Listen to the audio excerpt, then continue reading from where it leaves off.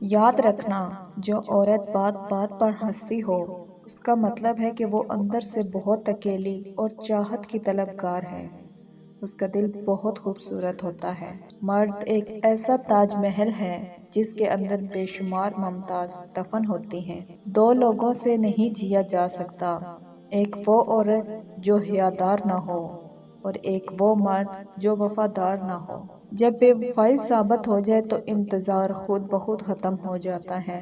عورت کو ایک لمحے کے لیے بھی محبت کا احساس ملے تو وہ اسی لمحے میں قید ہو جاتی ہے۔ عورت ملکیت نہیں، محبت کے حصار میں جینا چاہتی ہے۔ اگر محبت تمہارا سارا بوجھل پن ختم نہ کر دے تو وہ خود تمہاری زندگی کا ایک ناقابل اعتبار اضافی بوجھ ہے۔ لا حاصل کی تمنا ایسے ہے جیسے کوئی بچہ تتلی پکڑنے کی کوشش میں گھر سے بہت دور نکل جاتا ہے، پھر نہ تتلی ہاتھ آتی ہے نہ واپسی کا راستہ۔ عورت کو اگر وقت، محبت اور عزت دی جائے تو وہ جان دے سکتی ہے، مگر کبھی بے وفائی یا دھوکہ نہیں دے سکتی۔ سچی محبت ہی تو مشکل وقت میں ساتھ دیتی ہے۔